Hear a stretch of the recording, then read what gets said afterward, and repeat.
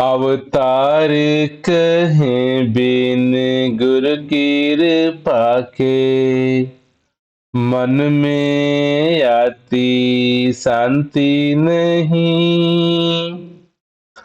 अवतार कहें बिन गुर कृपा के, मन में आती शांति नहीं।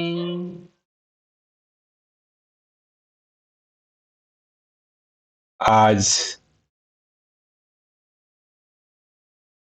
सभी मानव परिवार इसी भाग दौड़ में प्रयत्न है, लगा हुआ है कि उसके जीवन में, उसके मन में, उसका मन किसी न किसी तरीकों से, सलीकों से शांति। हम किसी से बात कर लीजिए, किसी से पूछ लीजिए,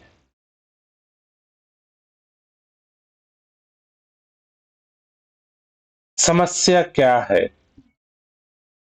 क्या समाधान कर रहा है इंसान जीवन में। तो आम तौर पर लोगों का जवाब होगा, या लोगों को आप देखेंगे, वो मन की शांति के लिए, मन की सुकून के लिए जीवन में नाना प्रकार के गतिविधियों में सुबह से शाम तक व्यस्त रहते हैं।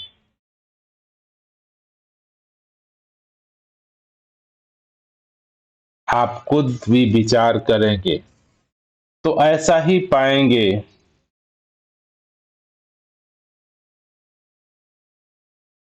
कि ये काम मैं कर लूं, या ये मुझे प्राप्ति हो जाए तो मन की शांति आ जाएगी। अब मन की शांति हर आदमी की अपनी अपनी सिचुएशन, परिस्थिति, कंडीशन के हिसाब से अलग अलग होती है। अब एक विद्यार्थी है, उसको ये पड़ी है कि मेरा परीक्षा, एग्जाम, पेपर अच्छी तरह से तैयार हो जाए, एग्जाम में मैं जाकर के अच्छी तरह से लिख दूं।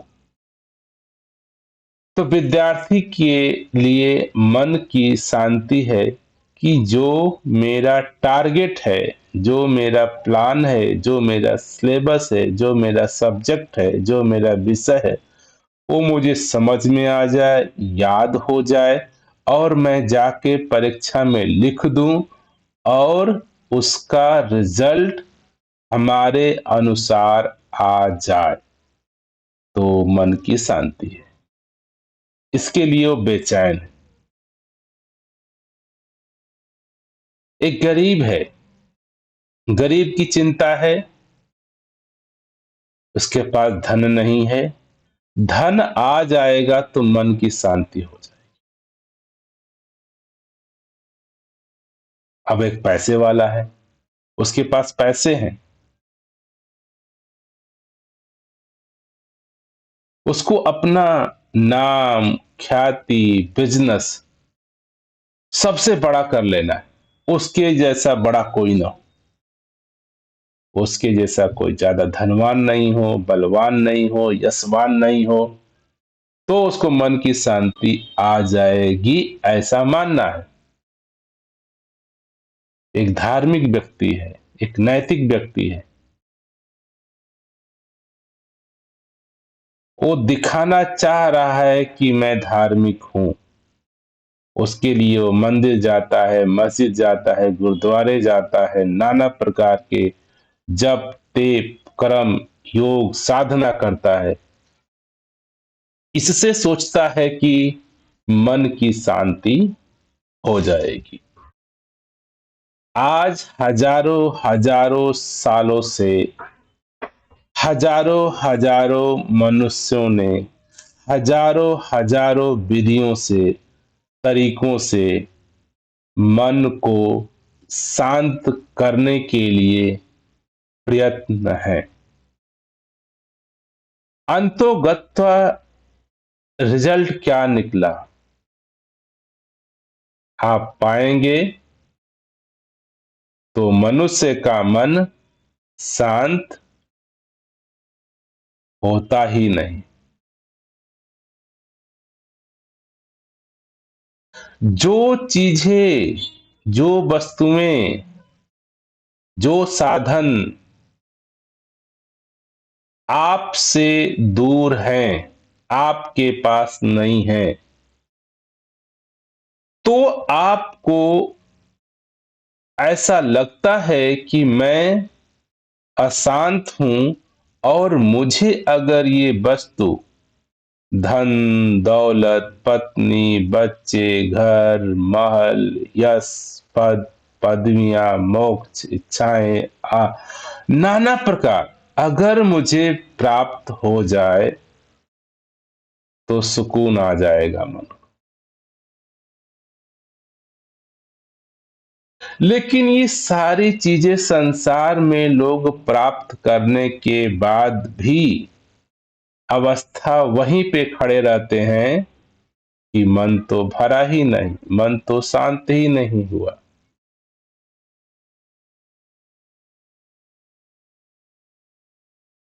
इसी के संदर्भ में दास को एक कहानी दास ने कहीं सुनी थी। वो ये थे कि एक फकीर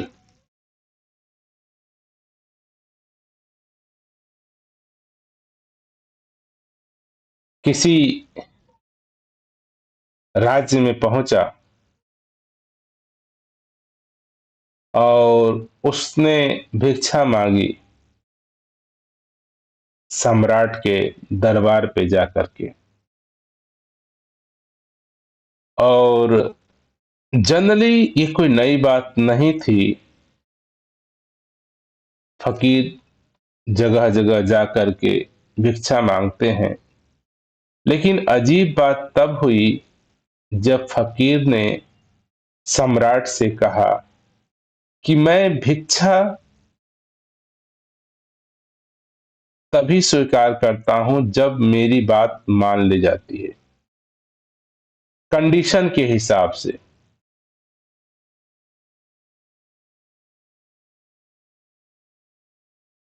ऐसा कम देखने को मिलता है कि आपके पास कोई भिखारी आए, फकीर आए, संत आए, भिक्षा मांगे, तो आप अपनी इच्छा के अनुसार, अपने चॉइस के अनुसार उसको भिक्षा देते हैं।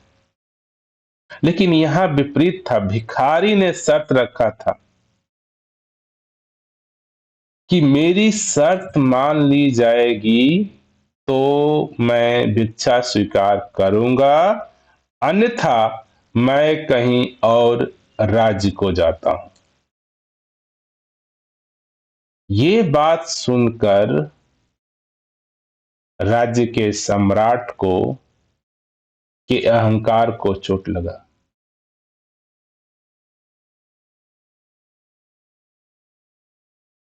उसने कहा कि क्या है तुम्हारी शर्त? तो उस भिखारी ने कहा कि मेरा भिक्षा पात्र जब पूरी तरह से भर दिया जाएगा तभी मैं यहां से प्रस्थान करूंगा। अगर भिक्षा पात्र जब तक नहीं भरेगा मैं नहीं जा सकता। और जब तक आप ये वादा नहीं करते हैं कि हाँ आपका भिक्षा पात्र भर दिया जाएगा, उससे पहले मैं भिक्षा ले नहीं सकता, अन्यथा मैं दूसरे राज्य सम्राट के पास जाता हूं और विनती करता हूं, जहां तक मुझे अवगत है, बताया गया है कि आप काफी ही धनवान, बुद्धिमान, बड़े सम्राट हैं यहाँ के। ऐसे मैंने बहुत सारे सम्राटों के पास गया और कोई मेरा भिक्षा पात्र नहीं भर पाया।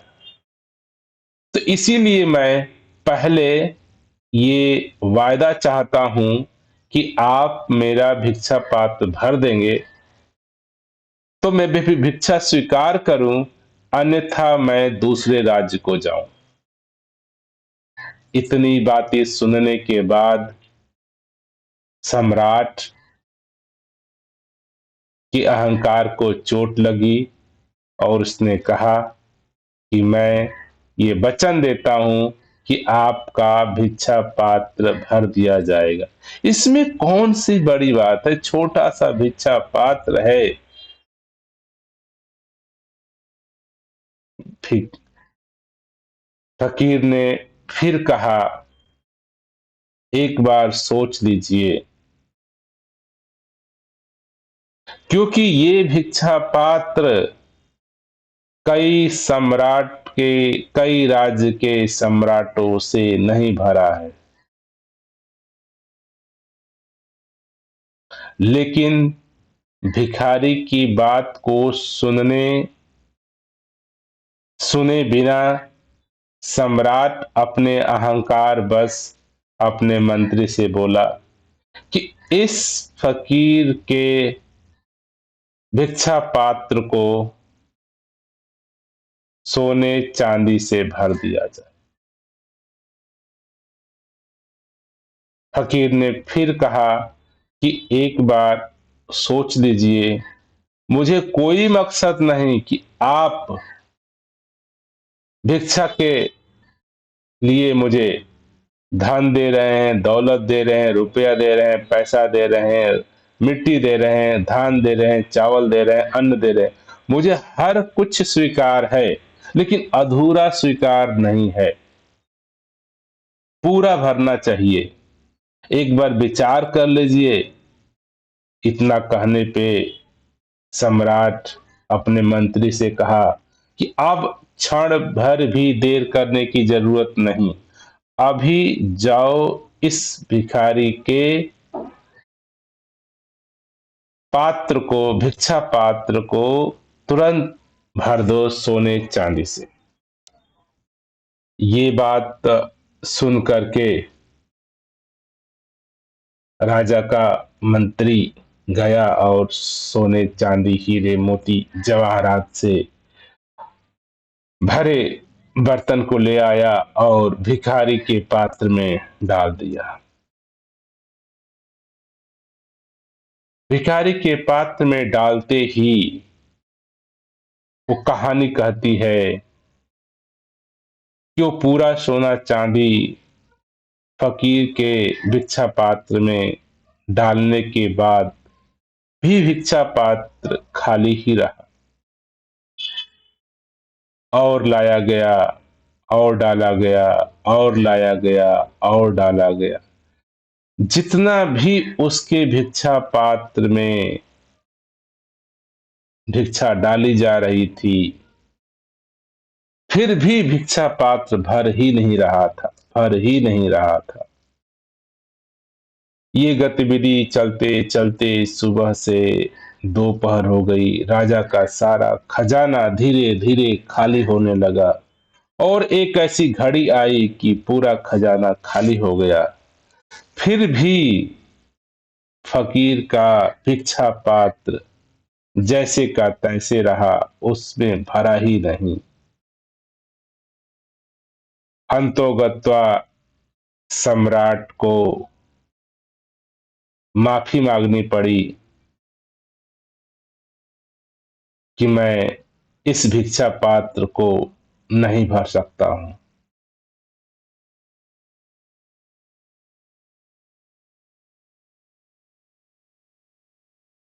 फकीर अपने रास्ते चल दिया। चलते वक्त सम्राट ने फकीर से अरदास किया। इसका राज क्या है? ये भिक्षा पात्र आपका क्यों नहीं भर रहा है? फकीर ने कहा, इसका कोई भी राज नहीं। ऐसे ही मैं जा रहा था, रास्ते में एक मरघट पड़ा था और मैं देखा कि ये इंसानों की खोपड़ी पड़ी हुई थी मरघट पे। मैंने इसी को उठा करके भिक्षा पात्र बना लिया। और आप हम सभी जानते हैं, यह आप हम सभी की कहानी है। हम सभी का खोपड़ी, मन की अवस्था है। आज तक किसी भी मनुष्यों का मन कभी भर नहीं सकता है, न भरा है न भरेगा। ये कहानी हमें ये सिखलाने का प्रयास कर रही है, इंसानों का मन कभी भी नहीं भर सकता। इसकी जिस दिन मुझे समझ आ जाए,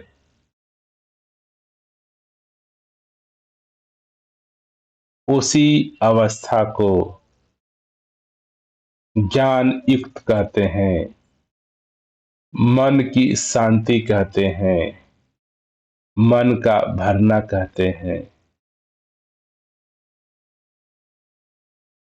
आप हम सभी कभी भी ये विचार ही नहीं करते हैं कि जिस मन की दौड़ की खातिर, जिस मन की शांति की खातिर हम दौड़ लगाते हैं, भागते हैं, मेहनत करते हैं, मजदूरी करते हैं, अंतोगत्वा क्या मेरा आज तक मन शांत, सुकून को प्राप्त किया? जितनी भी आपकी उम्र हो, जितना भी आपने अभी तक प्रयास किया है, प्रयत्न किया है, मेहनत किया है, आज विचार करिए, क्या मेरा मन कभी भी शांत हुआ है? कभी भी भरा है? कभी भी सुकून को प्राप्त किया है?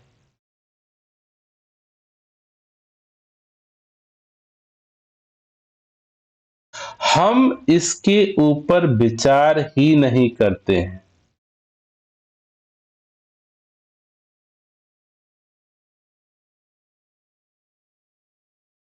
कभी भी मन इस बात को सोचता ही नहीं। और हम सभी मानव को ये कभी ख्याल नहीं आता, ध्यान नहीं आता कि मैं जिस मन की शांति के लिए, सुकून के लिए, मन को भरने के लिए, इच्छाओं को प्राप्ति के लिए भागे जा रहे हैं, भागे जा रहे हैं, क्या वो संभव है? क्या मन भर सकता है? क्या मन शांत हो सकता है? हम इस बात को विचार में ही नहीं लाते।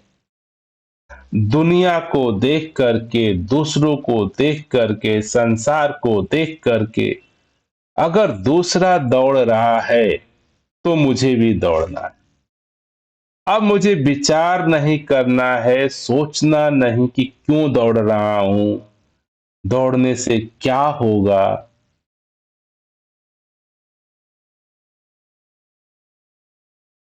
भागे जा रहे हैं, भागे जा रहे हैं, भागे जा रहे हैं। संसार में भागने वालों को, अगर आप दौड़ रहे हैं, भाग रहे हैं, तो क्या आप सहज हो सकते हैं? क्या सुकून को प्राप्त हो सकते हैं? क्या शांत को प्राप्त हो सकते हैं? आप सोचिए। आप दौड़ रहे हैं, भाग रहे हैं, और किसके लिए? शांति के लिए, सुकून के लिए। क्या दौड़ने से, भागने से शांति होगी कि व्याकुलता होगी, संघर्ष होगा, दुख होगा? और वही है, हम जो कर रहे हैं उसका फल है। अगर दौड़ रहे हैं तो थकेंगे। शांति का मतलब, सुकून का मतलब, सहज का मतलब क्या होता है? हम सहज अवस्था को प्राप्त करना चाहते हैं। लोग कहते हैं मुझे जीवन सरल सहज चाहिए। सरल सहज का मतलब क्या होता है? क्या आप दौड़ोगे तो सहजता है, भागोगे तो सहजता है, कुछ करोगे तो सहजता है?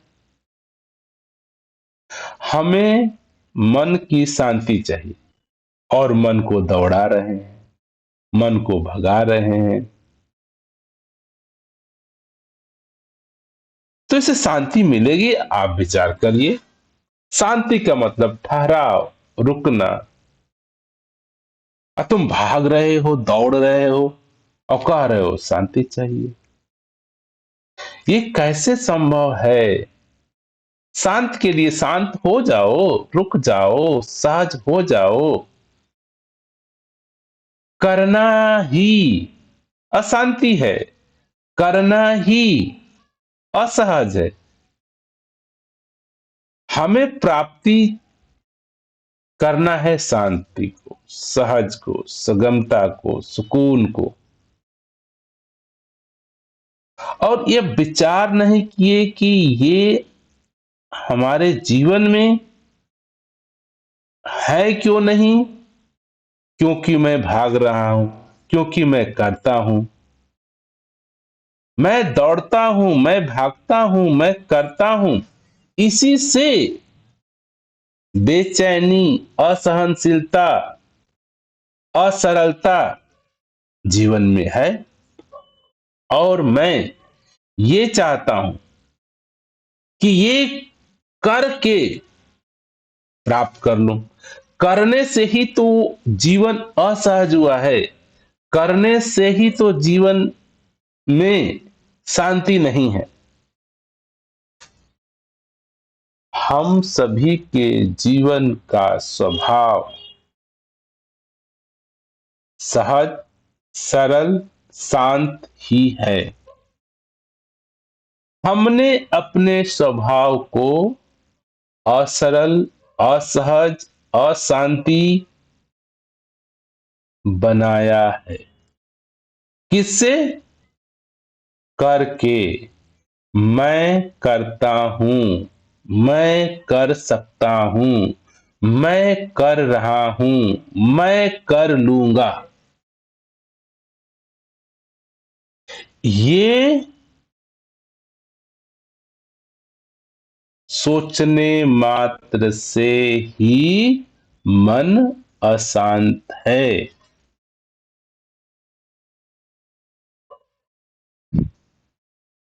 शांति कहीं से लाना नहीं है, सहजता कहीं से लाना नहीं है, सहनशीलता लाना नहीं है, सुगमता लाना नहीं है। हमने अपने जीवन में जैसे ये ख्याल किया कि मैं शरीर हूं, मैं कर सकता हूं, मैं कर रहा हूं, मैं करूंगा, इससे करने मात्र के भाव से मेरे जीवन में असहजता, बेचैनी, अशांति है। और इस बात का हम सभी को बोध मात्र भी नहीं है। हमें ऐसा ख्याल ही नहीं आता, ध्यान ही नहीं आता, मैं कभी ऐसा सोचता भी नहीं हूं कि मेरे मन की अशांति का कारण मैं हूं। मेरा जीवन असहज है, मेरा जीवन सफल नहीं है, मेरे जीवन में सहजता नहीं है, सुगमता नहीं है, शांति नहीं है। इसका कर्ता धर्ता जिम्मेदार मैं स्वतः हूं।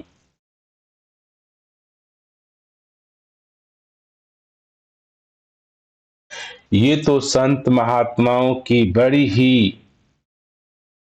अचरज लीला, कृपा है कि इंसानों को ये रास्ता बताते हैं, समझाते हैं।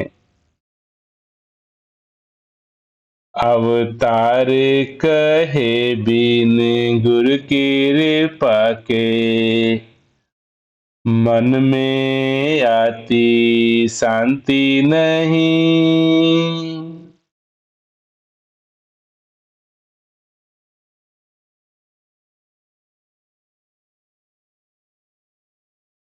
गुरु कृपा के बिना मन में आती शांति नहीं। अब यहां पे जो सदगुरु की वाणी है, इसको बड़े चेतन होकर समझने की जरूरत है।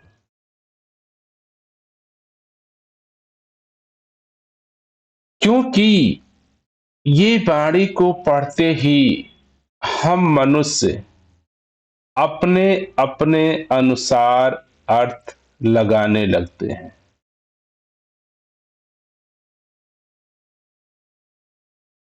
सबसे पहला और मूलभूत जो भूल होती है गुरु को लेकर के।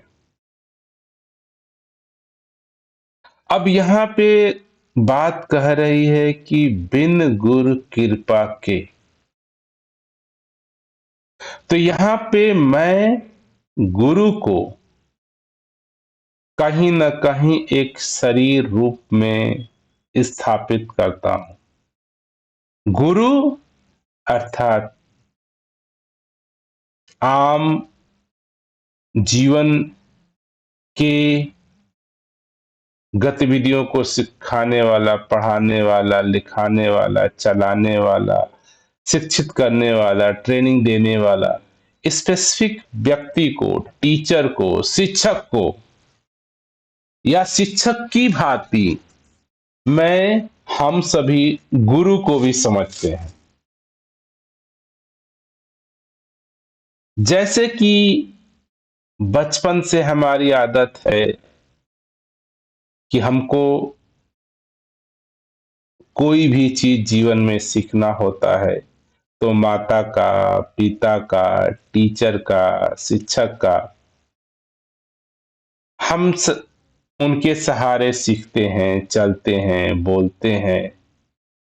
तो जब ये गतिविधियां हम देखते चले आ रहे हैं तो इसी नजरिया से,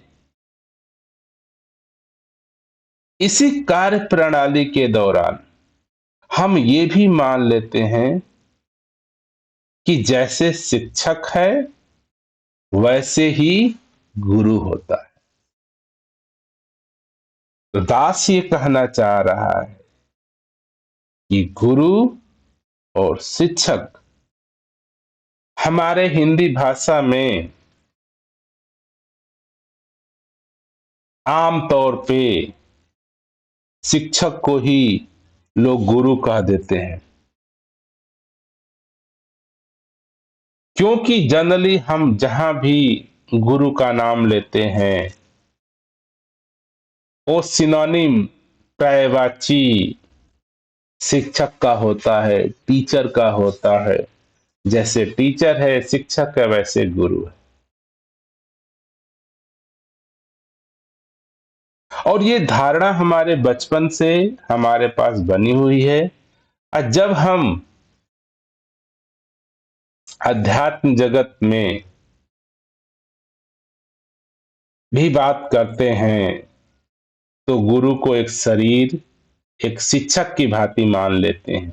और यही मूलभूत आध्यात्म का प्रारंभ ही गलत धारणा से शुरू हो जाता है।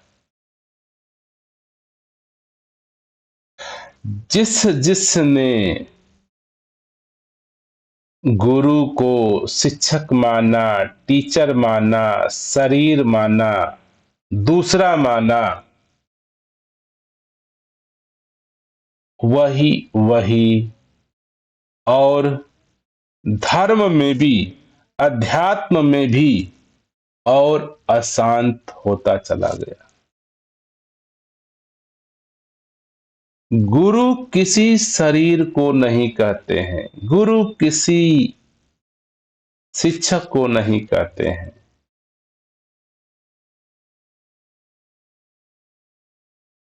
और यहां पे जो सदगुरु की वाणी है, अवतार कहे बिन गुरु की कृपा के, मन में आती शांति नहीं। यहां शरीर की बात नहीं हो रही है। यहां पे गुरु शरीर को नहीं कह रहे, अवतार कहे बिन गुरु कृपा के। अवतार अर्थात गुरु अर्थात सतगुरु कह रहा है कि बिना गुरु कृपा के। यही हम अक्सर मानो भेद कर जाते हैं। गुरु को शिक्षक की भांति देख जाते हैं, गुरु को शरीर की भांति देख जाते हैं, गुरु को अपने से अन्य होना, दूसरा होना देख जाते हैं। और जब मूलभूत प्रारंभिक अवस्था ही गलत, अगर जीवन का पहला कदम ही गलत पड़ गया तो उसके बाद का हर कदम ही गलत होता जाता है। मान लीजिए आप यहां बैठे हैं और आपको पूरब दिशा में जाना है। आप पहला कदम ही पश्चिम पश्चिम दिशा में रख दिए तो उसके बाद हर कदम उल्टा ही होता जाएगा। यही अवस्था अध्यात्म की है। अगर पहला कदम गुरु को हमने शरीर मान लिया, दूसरा मान लिया, दूजा मान लिया, अलग मान लिया, भिन्न मान लिया, ये मानते ही हर यात्रा, हर गतिविधियां, हर एक्टिविटी का डायरेक्शन बदल गया, सोच बदल गया, क्षमता बदल गया, व्यक्तित्व बदल गया, होना अनहोना बदल गया। तो पहली बात हम सभी को ये विचार करनी है कि हम गुरु कहते किसको हैं, गुरु समझते किसको हैं, गुरु जानते किसको हैं, गुरु है क्या। गुरु गोविंद दो खड़े पाप, गुरु गोविंद दो खड़े काके लागू पाए, बलिहारी गुरु आपने गोविंद दियो बताए।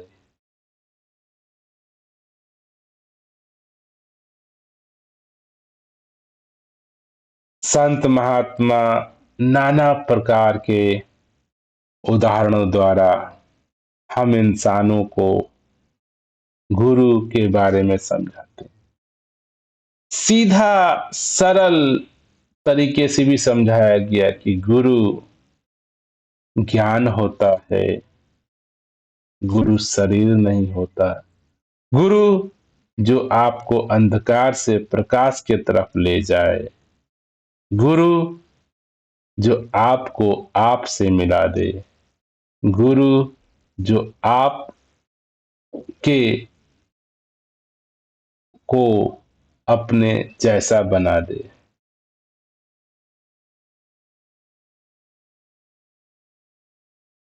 गुरु अर्थात ज्ञान, अर्थात समझ, अर्थात अस्तित्व, अर्थात स्वतः, अर्थात सर्वज्ञ। तो गुरु को आप कैसे परिभाषित कर सकते हैं?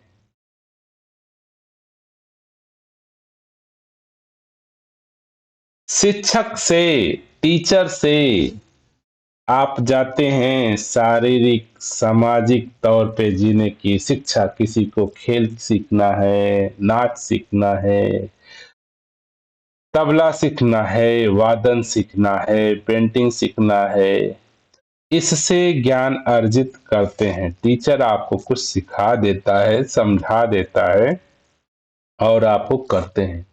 ये सेम गतिविधियां अध्यात्म में नहीं लागू होती है। अध्यात्म अर्थात स्वयं को जानना, आत्मबोध,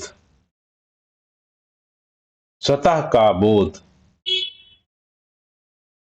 गुरु मात्र एक दर्पण है, एक ज्ञान है, एक समझ है, जिसके साधन से, जिसके द्वारा मैं अपने आप का पहचान करता हूं, अपने आप को जानता हूं, समझता हूं कि मैं हूं कौन, मैं हूं कौन। और ये न जानने के वजह से मेरे जीवन में अशांति है, मन सुकून में नहीं है, मन शांति में नहीं है। क्योंकि मन किसको हमने माना है, मन किसको कहते हैं, ये जानना भी संभव तभी हो सकता है जब मैं पहले स्वतः को जान जाऊं, स्वयं को जान जाऊं, अपने आप को जान जाऊं। तो संभावना बढ़ जाती है कि समझ जाऊं मन क्या है, मन कैसा है, मन कहाँ है, मन क्या कर सकता है, मन क्या नहीं कर सकता। और इस समझ को ही कहते हैं मन की शांति। और जीवन की सरलता, सहजता अर्थात ये जान जाना, ये बोध में आना कि जीवन क्या है, मैं क्या हूं, कैसा हूं, कहां हूं, कहां कहां नहीं हूं, मेरा स्वरूप क्या है, मेरा स्वभाव क्या है, मेरा अस्तित्व क्या है। तो यहां पे गुरु ज्ञान और समझ केवल एक दर्पण की भांति है, केवल एक समझ की भांति है, जिससे ये संभावना हमारी बढ़ जाती है कि मैं अपने आप को जान पाऊंगा, अपने आप को समझ पाऊंगा।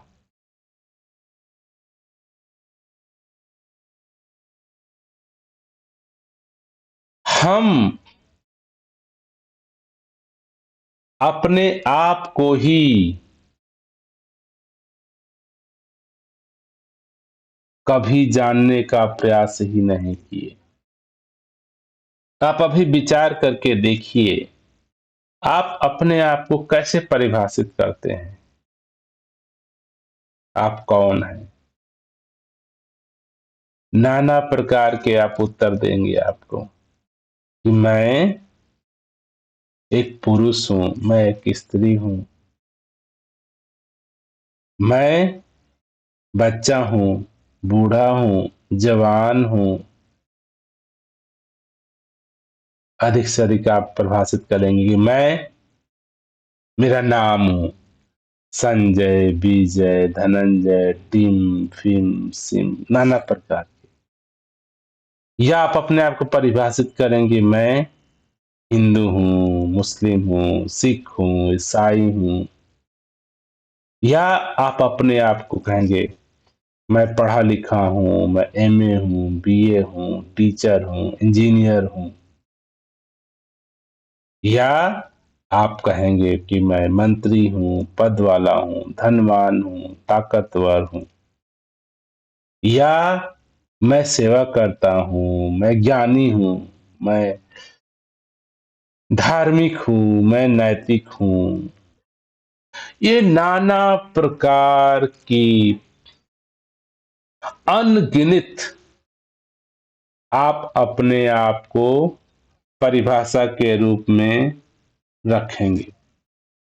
अब प्रश्न ये है कि आप इन अनंत परिभाषाओं से ही घिरे हुए हो। वास्तविक में आप कौन हो? इन परिभाषाओं से आप अपने आप को झूठा दिलासा दिलाते हो कि मैं जानता हूं कि मैं, मेरा नाम हूँ, मेरी डिग्री हूँ, मेरी पद पदवियां हूँ, मेरे धन दौलत हूँ, मेरा बैंक बैलेंस हूँ। लेकिन वाकई में आप ये नहीं है। जिस दिन आप विचार करते हैं तो ये भी समझ में आता है कि आप धन नहीं, आप पद नहीं, आप दौलत नहीं, आप जागृति नहीं, आप यश नहीं, आप पद नहीं हो। पद आपने हासिल किया है, धन आपने हासिल किया है, नाम आपने हासिल किया है, जात आपने हासिल किया है, कर्म आपने हासिल किया है। ये आप कैसे हो सकते हो? आप हासिल करने वाले हो। आपका नाम रखा गया है। आपने बल हासिल किया है, धन हासिल किया है, नाम हासिल किया है, पद हासिल किया है। आप कौन हैं? किसको परिभाषित, कौन कह रहा है कि मेरा नाम संजय है? वो कौन है? कैसे इसको परिभाषित करेंगे? कहते हैं कि मेरा मन अशांत है। अब इस बात को ध्यान से समझे। मेरा मन अशांत है। पहले मैं हूं, मेरे पास मन है और मन वो अशांत। तो मुझे फाइनल आउटकम दिखा कि मेरा मन शांत नहीं। अब शांत किसको होना है? मन को। अब मन किसके पास है? आपके पास है। तो आप कौन हो देख पाते हो? आपके पास मन है, ऐसा आपको समझ में है, ऐसा विचार है आपको, आपके पास है, तो आप उसको इस्तेमाल कर सकते हो, आप उसको यूज कर सकते हो। तो ना मुझे पता है कि मैं कौन हूं, ना मुझे कभी एहसास होता है कि मेरे पास मेरा मन है, तो मैं इसको जैसे चाहूं वैसे इस्तेमाल कर सकता हूं। तो पहले तो ये ही नहीं मुझे पता है कि मेरे पास मन है या नहीं है।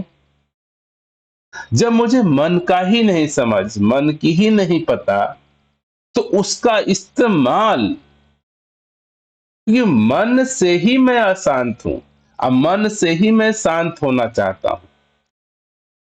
तो मन क्या है? मन किसको कहते हैं?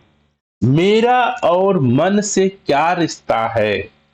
क्या मन के अशांत होने से मैं भी अशांत हो जाता हूं? मन का सही उपयोग न करने से मैं क्या लाभ हानि में जाता हूं? क्या राज? ये नाना प्रकार के बेसिक बातें हैं जो हम इग्नोर करते हैं। ये बहुत ही सिंपल बातें हैं, छोटी बातें हैं, इतनी छोटी हैं कि आप इनको तवज्जो नहीं देते हैं, आप इनको इम्पोर्टेंस नहीं देते हैं, आप इनको समझने लायक, बात करने लायक तक भी नहीं सोचते कि ये भी कोई चीज है जानने की। कभी क्या मैं विचार कर सकता हूं? सहजता छोटे में है, समझ में है।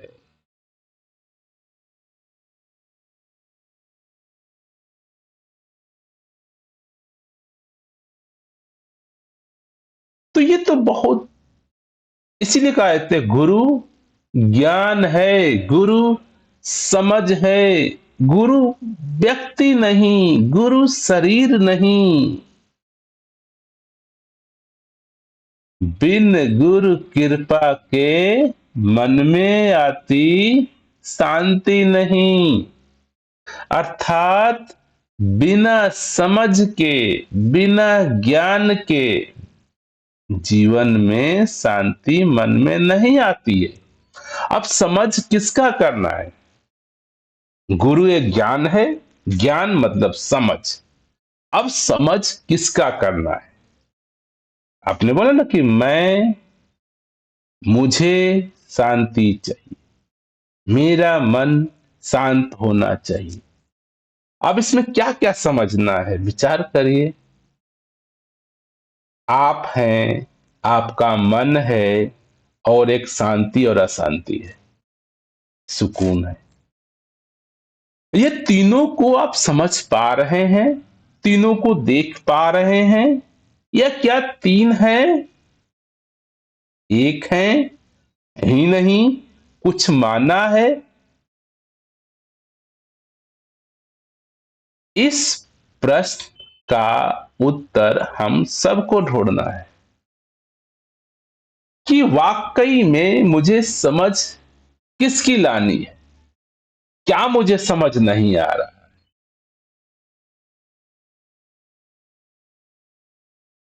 अगर इस बात का मुझे एहसास हो कि मैं, मन और अशांति, ये तीनों है क्या, इन तीनों में रिश्ता क्या है, इन तीनों को इस्तेमाल कैसे कर, संसार की कोई भी वस्तु ले लीजिए। आपने मोटरसाइकिल बना दी, मोटरसाइकिल को प्रॉपर इस्तेमाल करना आना चाहिए, तो मोटरसाइकिल शुभदायक है, लाभदायक है। अगर आपने जाना ही नहीं कि मोटरसाइकिल क्या है, काम क्या है, करती क्या है, कैसे चलाते हैं, क्या रूल है, क्या रेगुलेशन है, और आप सीधे इस्तेमाल करने लगे तो चोट खाएंगे, एक्सीडेंट हो जाएगा, दुख होगा, दर्द होगा। आउटकम क्या हुआ? Uncomfortable life. अगर हमारे जीवन में कभी भी ऐसा आपको बोध हो कि मैं अनकंफर्टेबल हूं, मैं दुखी हूं, मैं परेशान हूं, मैं अशांत हूं। तो इस बात को आप जहन में ला सकते हैं कि शायद मैं सही ढंग से संसाधनों का प्रयोग नहीं कर रहा। ये प्रमाण है। अगर मन अशांत है तो ये प्रमाण है कि मन को आप सही ढंग से इस्तेमाल नहीं कर रहे। अब इसलिए आप सही ढंग से इस्तेमाल नहीं कर रहे हैं क्योंकि पहले यही नहीं पता कि मन क्या है। जब मन पता चले तो मैं उसको इस्तेमाल करूं। कभी विचारा ही नहीं, कभी सोचा ही नहीं कि मन मन मन मन किसको कहा जाता है। शरीर को, पेड़ को, पौधों को, सोच को, बुद्धि को क्या है, इसकी समझ गुरु है। मैं कौन हूं, इसकी समझ गुरु है। शांति अशांति की समझ गुरु है। जीवन मृत्यु की समझ गुरु है।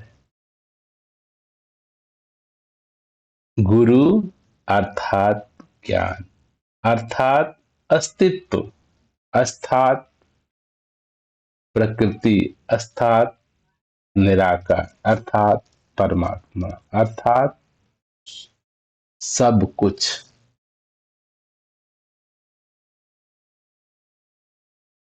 और कहीं न कहीं मेरे जीवन में जब तक इनका समझ नहीं होगा,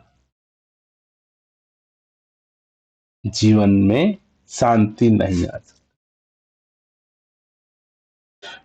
क्योंकि समझदारी, समझ अर्थात ज्ञान मुझे ये एहसास, ये बोध कराती है कि मैं कौन हूं, शरीर क्या है, मन क्या है।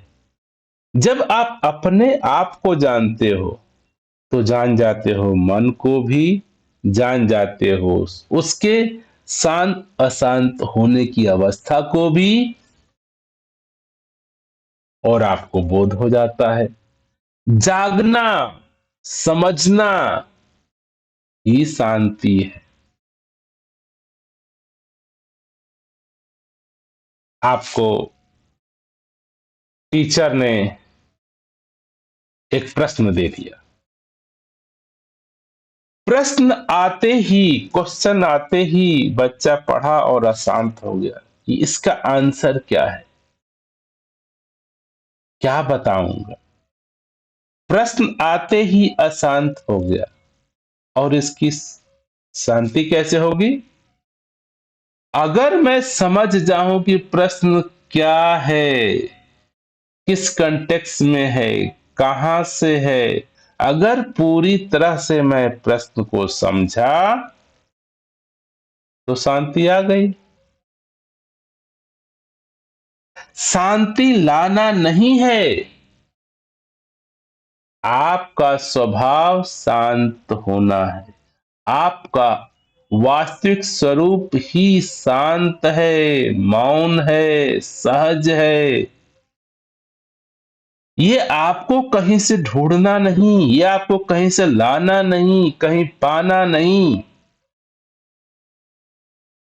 आपने अपने सहज, सरल, अस्तित्वगत स्वभाव को बिगाड़ रखा है। अर्थात आपके पास जो संसाधन हैं प्रकृति के रूप में, शरीर, तन, मन, धन, अहंकार, इच्छा, मोक्ष, आशाएं, तृष्णाएं, करना न करना, मैं हूं, मैं करता हूं, मैं क्या कर सकता हूं, मैं दुखी हूं, मैं सुखी हूं, ये सारे संसाधन आपको आपके सुखदायक बन जाती हैं अगर मुझे स्वतः का बोध हो जाए कि मैं कौन हूं, बिन इसकी समझ के, अर्थात बिना आत्मबोध के न जीवन समझ में आता है, न मन समझ में आता है, न शांति अशांति समझ में। शायद जिसको आप शांति मानते हो वो भी आपको अशांत करता है, क्योंकि मूलभूत समस्या ये है कि आपने अपने आप को ही नहीं समझा, अपने आप को ही नहीं जाना, स्वतः का ही नहीं बोध किया। जिस दिन स्वतः का बोध हुआ, उस अवस्था की बात ये सदगुरु कर रहे हैं। अवतार कहे बिन गुरु कृपा के, मन में आती शांति नहीं।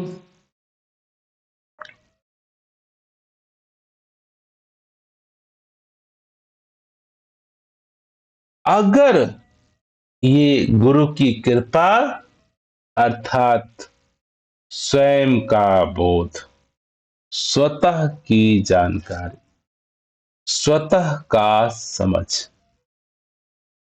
जैसे ही स्वतः का समझ होता है, जब तक नहीं है तब तक शांति भी नहीं।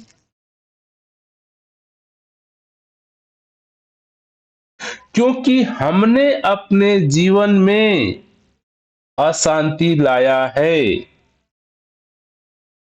अनकंफर्टेबल जोन खड़ा किया है, हमने चूज किया है, हमने पकड़ा है, हमने पैदा किया है, हमने बनाया है। जिस दिन इंसान को ये एहसास हो जाए, अभी इसलिए नहीं एहसास हो रहा है क्योंकि मैंने अपने आप को कुछ न कुछ ऐसा परिभाषित, ऐसा माना हुआ है जो मान्यताएं बिल्कुल अंधेरे में है, अज्ञान में है। संत महात्मा इसीलिए हम इंसानों को अज्ञानी कहते हैं। कुछ महात्मा हम सभी को मूर्छित अवस्था में जीते हुए कहते हैं। हम सब मूर्छित अवस्था में हैं, हम सब नींद में हैं। महावीर से किसी ने पूछा, मुनि कौन है? तो महावीर ने ऐसा नहीं जवाब दिया कि ऐसा व्यक्ति, उन्होंने कहा जो भी सोया हुआ है, जो भी मूर्छित में है, अर्थात जो भी आत्मबोधगत नहीं हुआ है, वो सब ही अमुनि है, मूर्छित अवस्था वाले।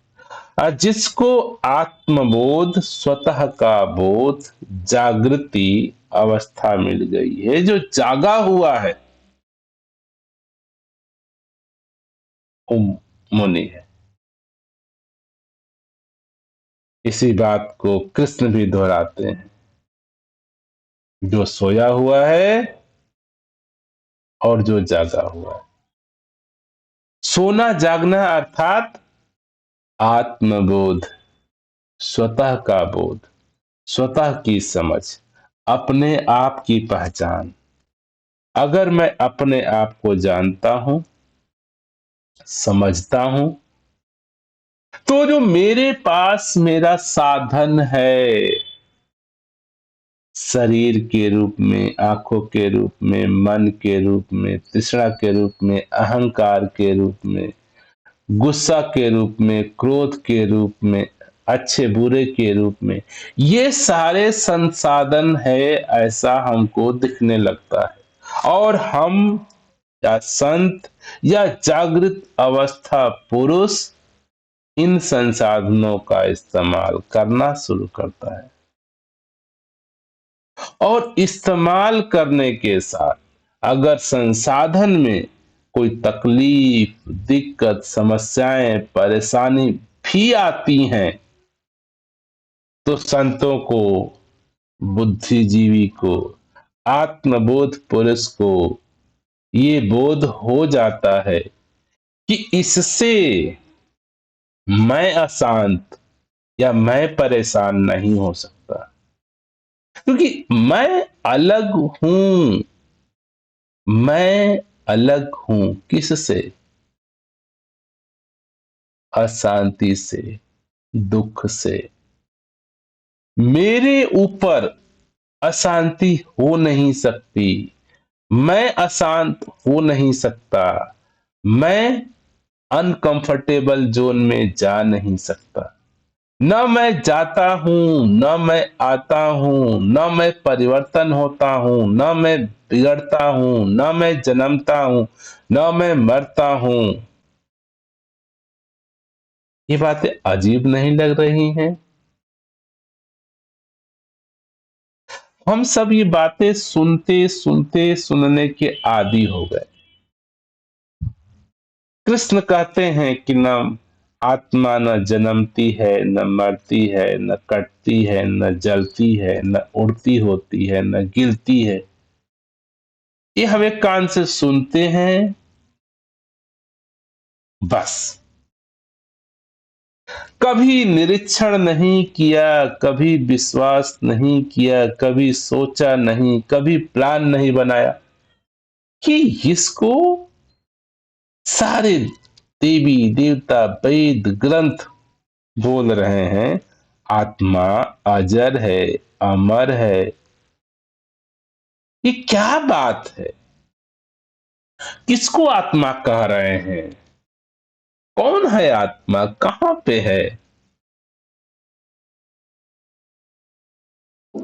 मैं हूं आत्मा, शरीर है आत्मा, क्या है? सन है, पानी है, हवा है, आकाश है, जीव हैं, जंतु हैं। क्या है?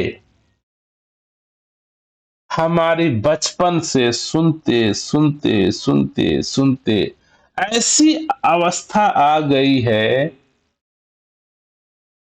कि संत महात्माओं की बातें भी जब सुन लेते हैं, गीता को पढ़ लेते हैं, बाइबल को पढ़ लेते हैं, कुरान को पढ़ लेते हैं, आत्मा अजर है, अमर है, पढ़ लिए बस, सुन लिए बस, सुना दिए बस। कभी बोध में आया हमें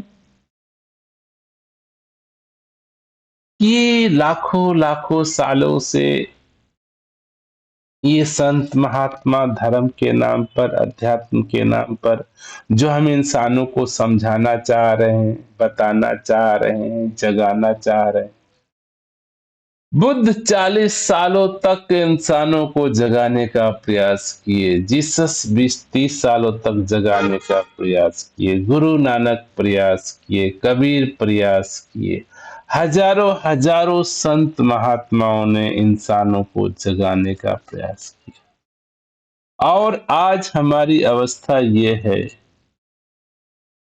हम ये बाणी भी सुनते हैं कबीर की, कृष्ण की, कि इंसान सोया हुआ है। हम पढ़ते भी हैं, पढ़ाते भी हैं, सुनाते भी हैं। एक बार चेतना को अपने आप से नहीं पूछते, क्या इसका मुझे बोध नहीं होना चाहिए? क्या मुझे इसे समझ नहीं होना चाहिए? जिसके बारे में मैं बातें कर रहा हूं, सुन रहा हूं, सुना रहा हूं, क्या मुझे नहीं जानना है? एक पंडित है, पूजा कराता है, पाठ कराता है कि मैं पूजा कर देता हूँ, आपका पाठ कर देता हूँ, श्राद्ध कर देता हूँ, आपकी आत्मा मुक्त हो जाएगी, आपको स्वर्ग में जगह मिलेगा। नाना प्रकार के प्रलोभन दिए जा रहे हैं। आपको सुख मिलेगा, शांति मिलेगा, चैन मिलेगा, स्वर्ग मिलेगा, मुक्ति मिलेगा। क्या ये केवल आपको चाहिए? ये पंडित को नहीं चाहिए? पंडित एक बार नहीं सोच सकता है? क्या मैं मुक्त हो जाऊं, मैं शांत हो जाऊं, मैं स्वर्ग चला जाऊं, मैं सहजता को प्राप्त कर लूं? कभी ख्याल नहीं आता, क्योंकि वो रटने की, सुनने की, सुनाने की ऐसी आदी हो गए हैं हम कि बातों का तो कोई असर ही नहीं पड़ता है, और अध्यात्म बातों का तो कुछ भी असर नहीं पड़ता। अगर यहीं मैं आपको या कोई आपको गाली दे दे, बुरा भला कह दे, तुरंत उसका असर हो जाता है आपके ऊपर। छुरी दौड़ जाती है, करंट दौड़ जाते हैं, लड़ने लड़ाने के लिए, मारने काटने के लिए आप खड़े हो जाते हो। दोनों तो बातें ही है ना, दोनों तो शब्द हैं, दोनों तो आवाज हैं। एक कोई आपको गाली दे दे, आप उत्तेजना में आ जाते हैं, और एक उसी शब्दों से कोई कह देता है कि आत्मा अजर है, अमर है, कोई असर ही आपके ऊपर नहीं पड़ता। हाँ, है, पता नहीं कौन है आत्मा, कहाँ है, किसकी बातें हो रही हैं, किसके लिए हो रही हैं। अध्यात्म की बातें मेरे जीवन में कोई परिवर्तन नहीं लाती। अध्यात्म परिवर्तन है। बुद्ध के जीवन में मात्र सुनने से, देखने से परिवर्तन का ख्याल आ गया। देखे कि व्यक्ति बूढ़ा हुआ है, कोई दुख में है, कोई सुख में है, कोई मर रहा है। ये बूढ़ा क्यों है? मैं भी बूढ़ा हो सकता हूँ। ये मरा हुआ क्यों है? क्या मैं भी मर सकता हूँ? ये दुखी क्यों है? मैं भी दुखी हूँ।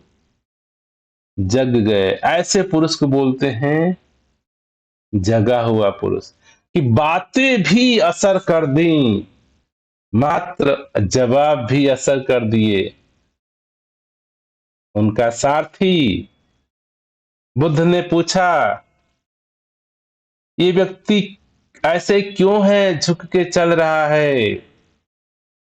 सारथी ने कहा कि मैं आपसे झूठ भी नहीं बोल सकता हूं। हुक्म तो नहीं है कहने का, लेकिन हां, ये बूढ़ा है। बुद्ध ने पूछा कि ये बूढ़ा व्यक्ति है, क्या मैं भी बूढ़ा हो सकता हूं? देखो, यहां पे जागृत पुरुष की, जागे हुए पुरुष की ध्यान में तुरंत प्रश्न आया, क्या मैं भी बूढ़ा हो सकता हूं? जगी हुई चेतना, तुरंत जवाब, दूसरा दृश्य, ये व्यक्ति मरा हुआ है। मैं भी मर सकता हूं। जागे हुए पुरुष। और मात्र देखिए, एक सारथी की बात सुन कर के भी बुद्ध जग गए। खोज कर दी, तलाश शुरू कर दी कि ये जीवन दुख है, दुख का निवारण क्या होना चाहिए, कौन दुखी है, कौन मरता है, कौन बूढ़ा है, इसकी समझ चाहिए। और हम सब हजारों हजारों सालों से अपने पूर्वजों से, माता पिता से, धार्मिक ग्रंथों से, किताबों से ये बातें सुन रहे हैं। आत्मज्ञान एक बार भी समझ हमने प्रश्न नहीं किया कि यह आत्मज्ञान। Let's go find out. पता करते हैं, जानते हैं, कोशिश करते हैं। क्योंकि हम इन बातों को सुनते हैं, इसी कारण से संत महात्मा कहते हैं कि इंसान सोया हुआ है। कुछ भी बातें संतों की आती हैं, चले जाती हैं, कोई असर ही नहीं डाल रही हैं, कोई उत्सुकता ही नहीं जगा रही हैं।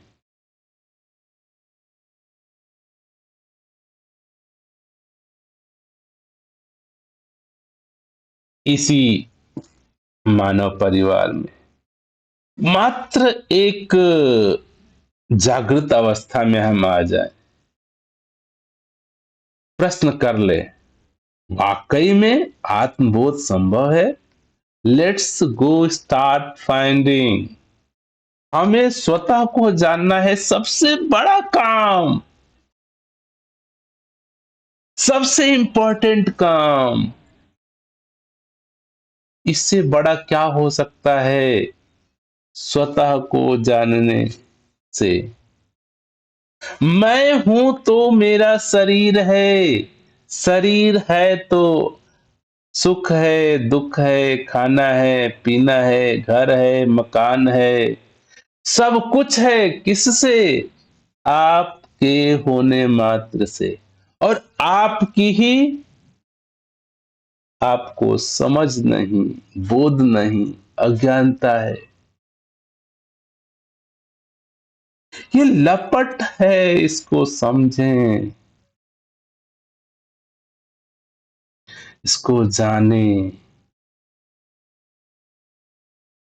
ये समझ को ही यहाँ पे सदगुरु कह रहे हैं, बिन गुरु कृपा के मन में आती शांति नहीं।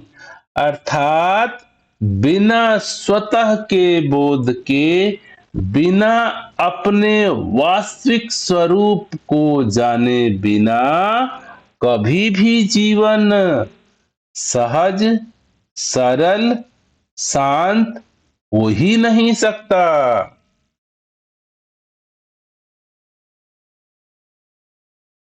और जिससे जीवन सरल होना है, सहज होना है, शांत होना है, उस पे न मेरा ध्यान जा रहा है, न प्रश्न उठ रहा है, न मैं सोच रहा हूं, न विचार कर रहा हूं, न जानने का प्रयास कर रहा हूं। बस मेरे पास शरीर रूपी, मन रूपी, तन रूपी, धन रूपी जो ये प्राकृतिक से संसाधन मिल गए हैं, जस्ट उसको इस्तेमाल करना। कैसे भी, एक छोटा बच्चा होता है, बंदर होता है, कोई चीज ले लेता है, उसको उठाएगा, देखेगा, पटकेगा, इधर करेगा, फेंकेगा, खेलेगा, सिर्फ दुरुपयोग ही होता है, सदुपयोग नहीं हो सकता। अगर उसी वस्तु को, अगर एक जानकार व्यक्ति, ज्ञान युक्त व्यक्ति, समझ युक्त व्यक्ति लेता है, तो उसी का उसको जीवन में सुख मिलता है, साधन मिलता है, सही ढंग से इस्तेमाल करता है। आज हमारे मनुष्य की यही अवस्था हो गई है। प्राकृतिक से मुझे शरीर मिल गया, तन मिल गया, मन मिल गया, धन मिल गया, परिवार मिल गया, समाज मिल गया। बंदरों की तरह, बच्चों की तरह अज्ञानता बस हम इसको उठा रहे हैं, गले लगा रहे हैं, पटक रहे हैं, फेंक रहे हैं, तोड़ रहे हैं। कोई सेंस नहीं, कब क्या कर रहे हैं, कोई गतिविधियां नहीं। कारण क्यों? समझ नहीं स्वतः का, अपने आप का,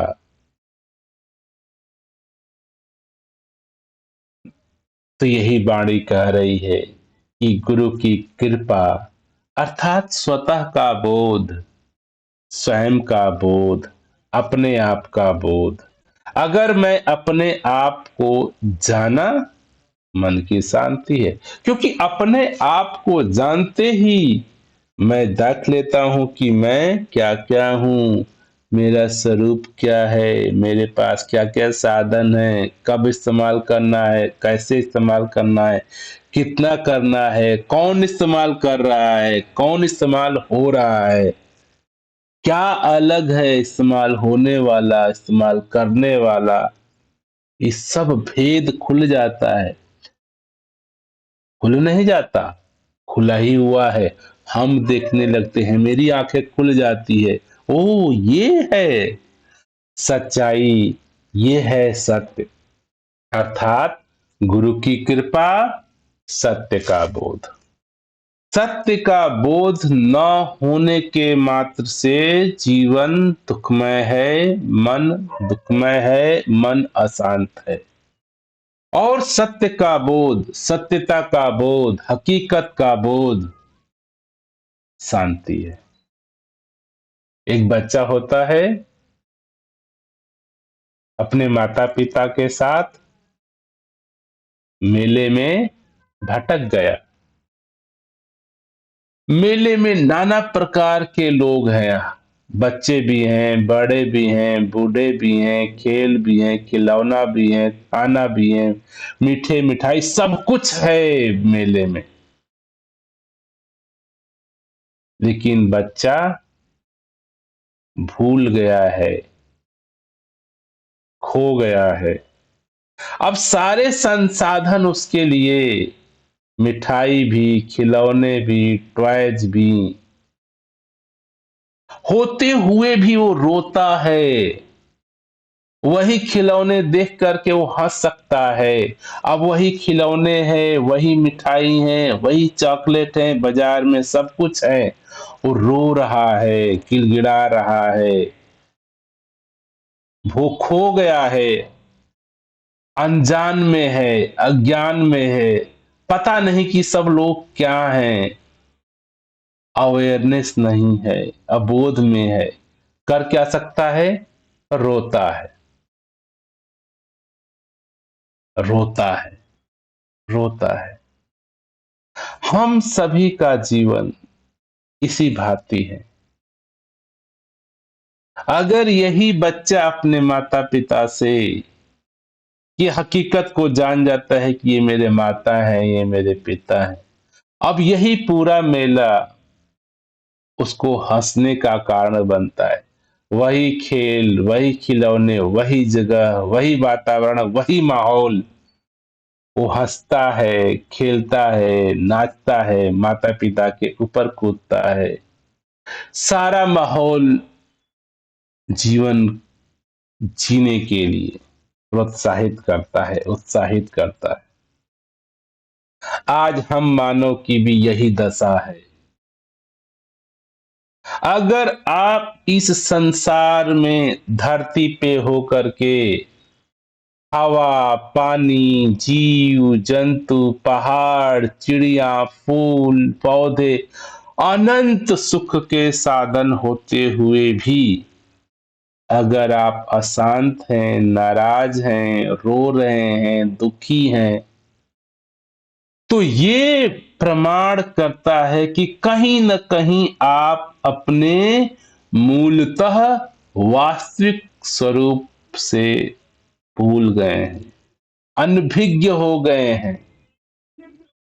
क्योंकि ये प्रकृति, सूरज, चांद, सितारे, हवा, पानी, जीव, जंतु, रिश्तेदार, माता पिता, ये सारे जीवन के उत्साह हैं, उमंग है, नाचना है, गाना है, जीवन जीना है।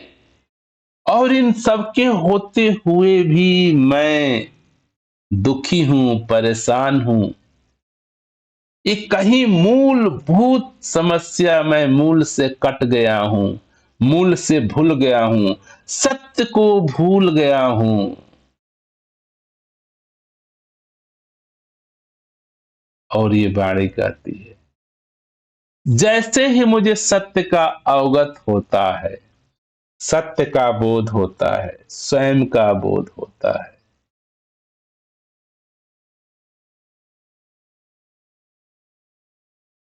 अपने आप शांति ही शांति।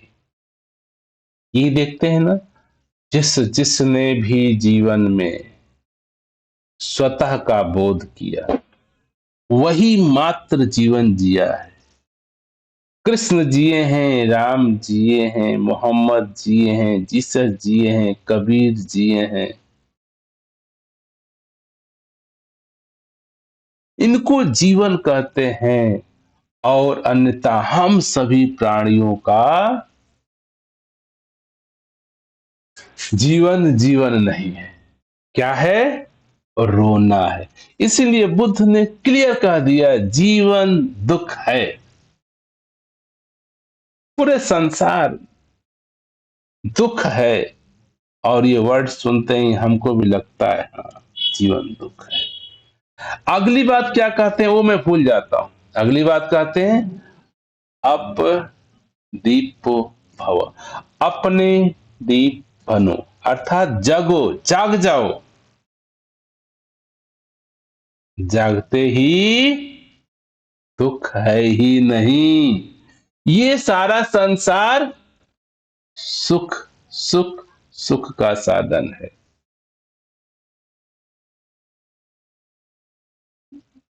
तो दातार कृपा करे कि जो ये आज सतगुरु की वाणी है, अवतार कहे बिन गुर कृपा के, मन में आती शांति नहीं।